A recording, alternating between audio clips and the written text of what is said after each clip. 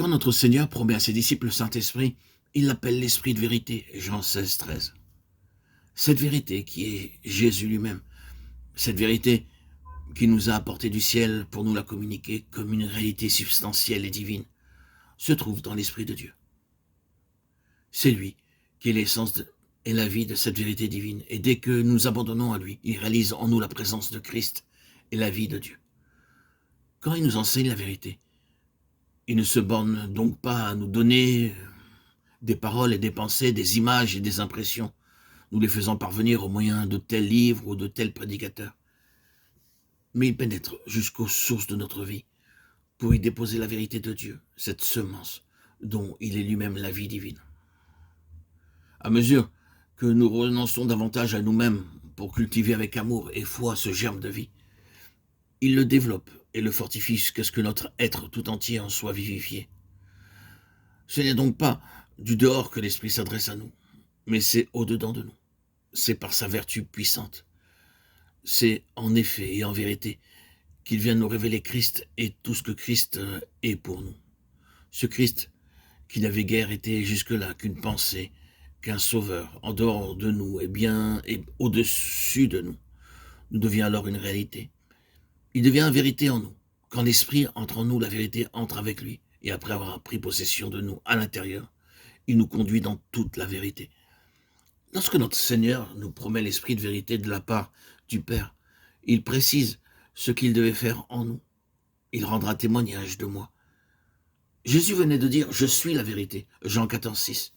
L'Esprit de vérité a donc pour mission de nous révéler et de nous communiquer la grâce et la vérité qui se trouve en Jésus-Christ. Il nous est envoyé du ciel par Jésus glorifié pour rendre témoignage en nous et par nous de la vérité et de l'efficace de la rédemption accomplie par Christ. On craint parfois que l'attention donnée à la présence de l'Esprit en nous ne nous détourne du Sauveur qui est dans les cieux. Ceci peut avoir lieu quand on regarde à soi-même.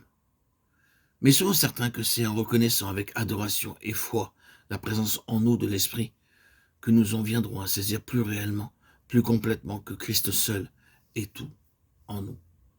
Il rendra témoignage de moi. Oui, il donnera vie et réalité à notre connaissance de Christ. Il nous fera éprouver sa puissance pour agir et pour sauver. Pour sauver, quelle est la disposition d'esprit qui conduit dans toute la vérité? Remarquez ce que notre Seigneur nous dit ici de l'Esprit. Il vous conduira dans toute la vérité, car il ne parlera pas de lui-même, mais il dira tout ce qu'il aura entendu.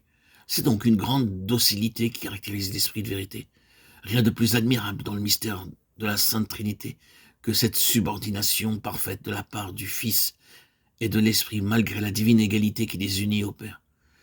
Le Fils a pu réclamer à bon droit que tout honneur le Fils comme il honore le Père. Jean 5, 23, que tous l'honorent. Et pourtant, il ne croit pas déroger en disant « Le Fils ne peut rien faire de lui-même, ce que j'ai entendu de lui, je le dis. » Jean 5, 19, 8, 26. Il en est de même aussi de l'Esprit de vérité. Jamais il ne parlera de lui-même. Nous pourrions trouver qu'il aurait le droit de le faire, mais non. Il ne dit que ce qu'il a entendu. L'Esprit craint de parler de lui-même. Il attend que Dieu parle et ne parle que quand Dieu parle. Il est donc bien l'Esprit de vérité.